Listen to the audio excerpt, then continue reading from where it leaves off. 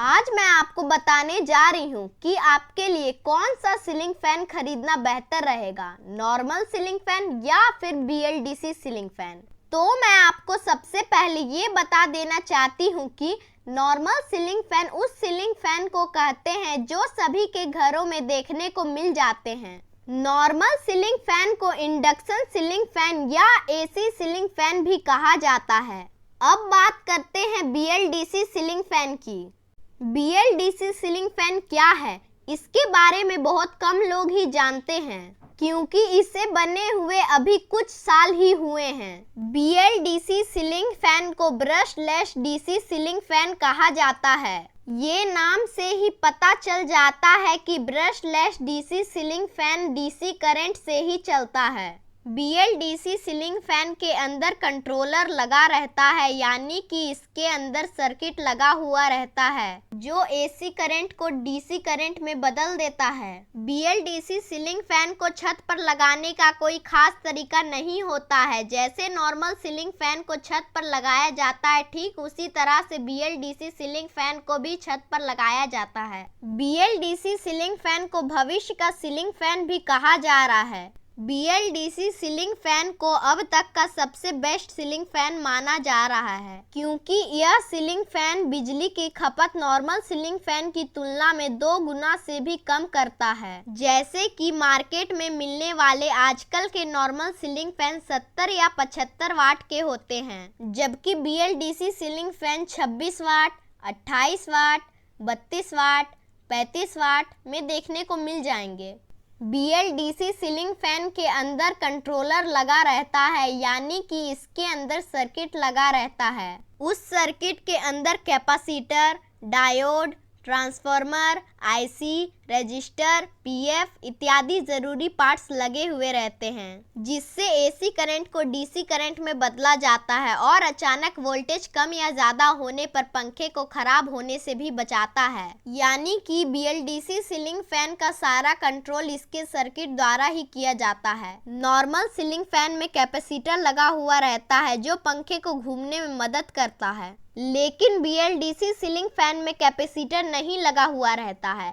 इसमें सर्किट लगा हुआ रहता है जो AC करंट को DC करंट में बदल देता है, जिसकी वजह से पंखा घूमता है। नॉर्मल सीलिंग फैन में जब वोल्टेज कम हो जाता है तो पंखे की स्पीड भी कम हो जाती है, जबकि BLDC सीलिंग फैन में ऐसा नहीं होता है। BLDC सीलिंग फैन को अगर 140 वोल्ट भी मिलेगा तो भी इस पंखे का स्पीड कम नहीं होगा। जब तक आप इस पंखे के स्पीड को कम या ज़्यादा नहीं करेंगे तब तक ये पंखा 140 वोल्ट से लेकर 285 वोल्ट तक एक ही स्पीड पर चलता रहेगा। हमेशा वोल्टेज कम या ज़्यादा होने से नॉर्मल सीलिंग फैन का कॉइल खराब होने का डर बना रहता है, जबकि BLDC सीलिंग फैन में वोल्टेज कम या ज़्यादा होने से भी पंखे को कोई नुकसान नहीं होता है। नॉर्मल सीलिंग फैन में पंखे के स्पीड को कम या ज़्यादा करने के लिए रेगुलेटर लगाया जाता है, जबकि BLDC सीलिंग फैन में रेगुलेटर नहीं लगाया जाता है। इसे रिमोट कंट्रोल के द्वारा ही इसके स्पीड को कंट्रोल किया जाता है।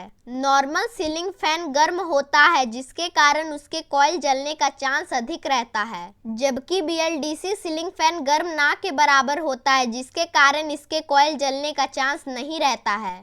इसमें जो खराब होता है वो होता है इसका सर्किट।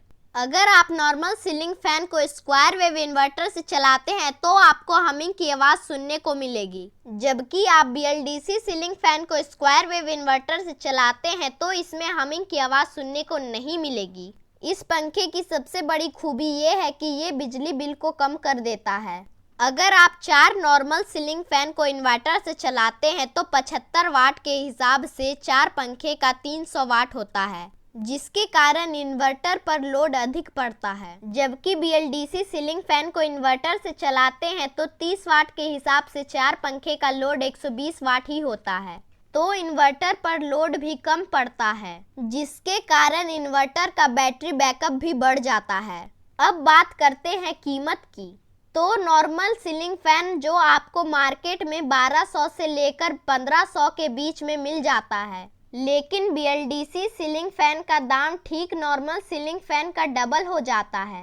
अगर आपको बिजली बिल कम करना है तो आपको BLDC सीलिंग फैन लेने में ही फायदा है, लेकिन आपका बजट कम है तो आपको नॉर्मल सीलिंग फैन ही लेना पड़ेगा।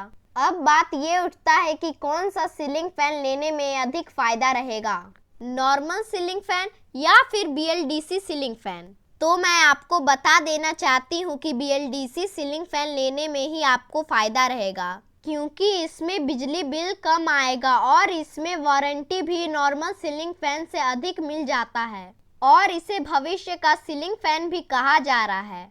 अगर आपको मेरा ये वीडियो पसंद आए तो मेरे वीडियो को लाइक और शेयर जरूर कर दें और जिन जिन लोगों ने अब तक मेरे चैनल को सब्सक्राइब नहीं किया है वो मेरे चैनल को सब्सक्राइब जरूर कर लें।